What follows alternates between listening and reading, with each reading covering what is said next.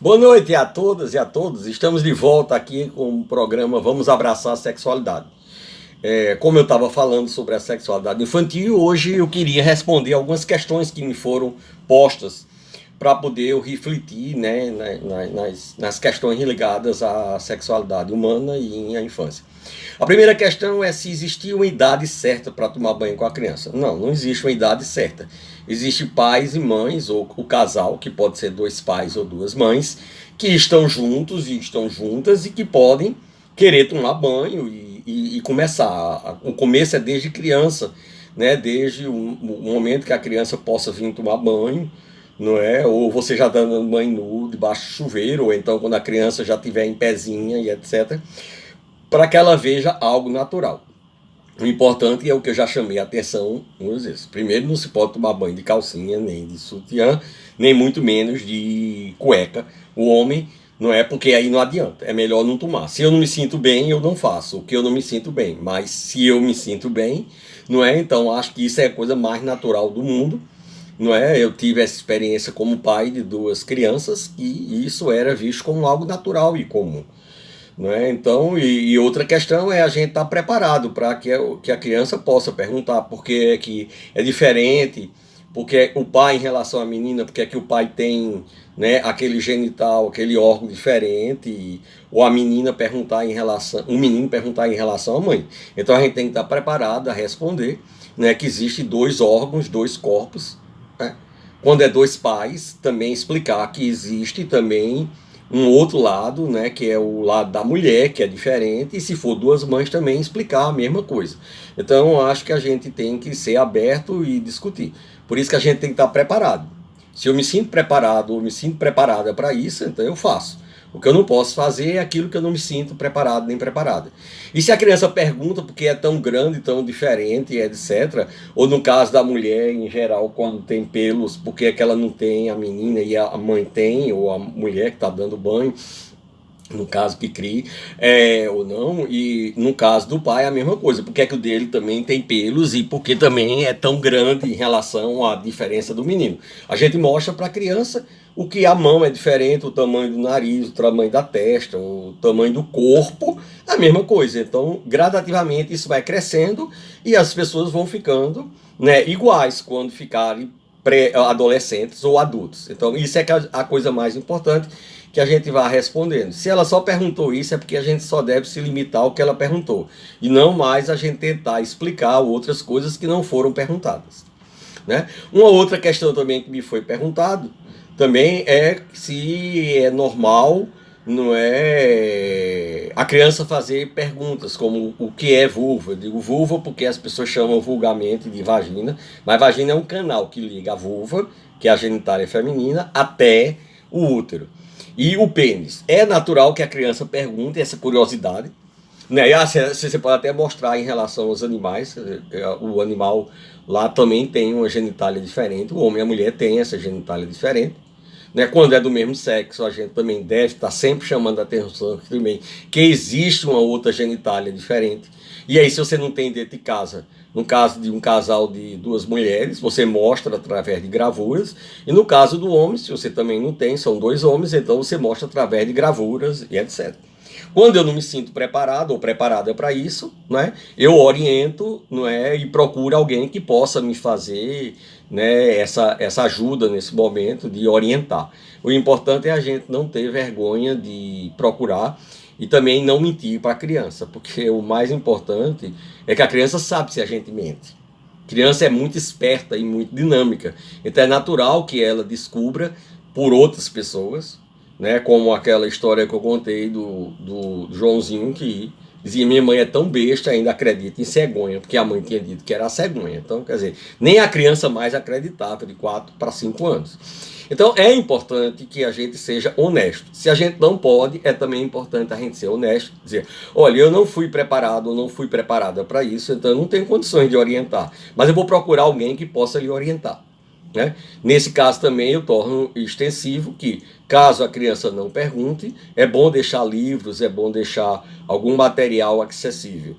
Não é? Você pode deixar no quarto, na cabeceira se tiver, na sala, na mesa de estudo, né, dependendo de cada classe social, às vezes você tem uma casa que não tem essas divisões das classes médias e classes ricas.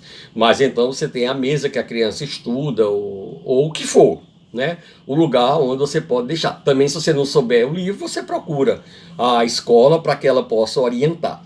A escola não vai lhe substituir, não vai ser o seu papel de pai e mãe, nem de mães, nem de pais, mas é importante que a gente tenha alguém. E então a criança não vai deixar de confiar em você, não vai deixar de respeitar, porque sabe que você, mesmo não sabendo, você procurará ajudá-la ou ajudá-lo para que ele possa escolher e saber o melhor caminho e a melhor forma de ser educado. Evidentemente, não é que aí me surge a outra terceira pergunta, não é que foi a criança perguntando como é que o bebê nasce. Então, é sempre bom a gente explicar pelo parto normal, né, que a mulher vai tendo uma dilatação gradativa, né, do órgão que ela tem entre as pernas, não é? E essa criança vai sendo expelida aproximadamente com os 9 meses. Pode ser antes ou depois. A cesariana a gente só deve falar em segundo plano, mesmo que a criança tenha nascido por cesariana.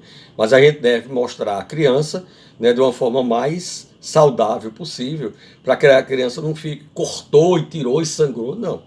Né, é um corte pequenininho, que está aqui, ó, mostra a cirurgia, que o médico tira, sangra pouco e depois fecha e sua mãe está aqui, etc. O importante é sempre que a gente seja honesto nas questões. Também, se a criança não perguntou como é que saiu, como é que chegou aí dentro, então não vão responder o que a criança não perguntou. A gente responde somente o que a criança pergunta. Isso é a coisa mais importante, é a honestidade. Responder só o que é perguntado. Então, nesse caso, a gente se limita a responder aquela questão pontual. Na hora que ela quiser saber como é que ela entrou, aí ela vai perguntar, sim, mas e para sair ele entrou, e entrou como? Né? Aí o pai, o homem, porque às vezes não pode ser uma família que tenha o casal homem e mulher, né? O homem tem uma célula chamada de espermatozoide, mesmo que a criança não entenda, mas usar o nome certo.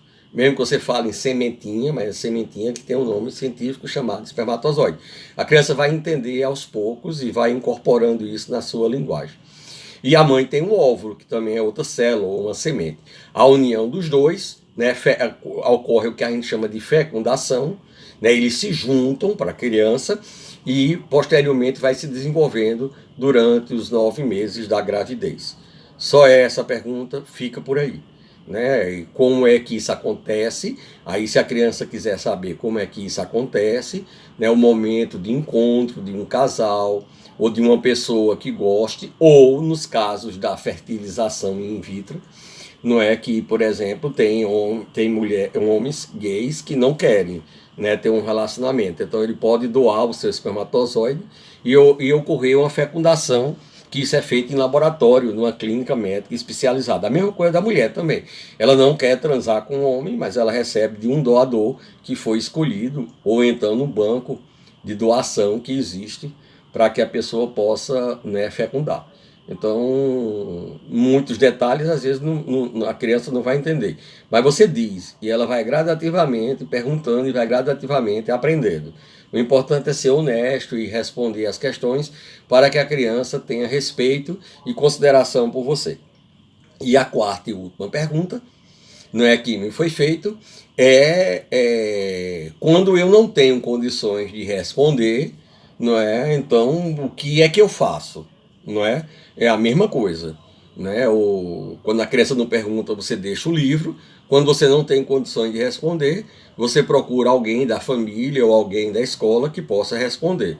Isso faz parte da primeira pergunta que eu coloquei alguns pontos. Quando a gente não tem condições, a gente procura. O importante é que a gente deixe a criança, né, satisfeita. Ela não pode ficar satisfeita ou não ficará satisfeita completamente, mas aos poucos ela vai ficando satisfeita e isso vai acontecendo normalmente.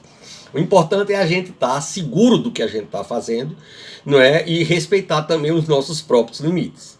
Né? Por aqui eu fico, gostaria de pedir a colaboração de você, agradecer quem assiste meu programa, né? Mas que vocês fossem lá, se inscrevesse quem não fosse inscrito, que você desse lá o ok e batesse o sininho para que garantir a permanência desse programa, né? Isso é fundamental. E também queria fazer um convite, porque eu estou promovendo um curso sobre sexualidade e noções básicas de terapia sexual, que vai ser agora no dia 22 e 23 de fevereiro. E quem não se inscreveu, procure se inscrever. Quem tiver interesse em trabalhar, aprofundar essa temática, não é que eu passo um pouco desses 30, 35 anos de experiência que eu tenho nessa área, né, sobre a sexualidade e sobre a terapia sexual. Né? Quem não tiver o contato, né, pode mandar um e-mail para mim, que é valfridomenezes@uol.com.br. No caso, Valfrido com W e Menezes com Z. Né? E eu quero terminar, né, desejando um bom resto de semana, né, e até a próxima oportunidade que a gente volta aqui a conversar. Não se esqueçam, viu? Vão lá no meu canal e dê o ok, hein, que é preciso para que a gente possa continuar. Boa noite a todas e a todos e até uma próxima oportunidade.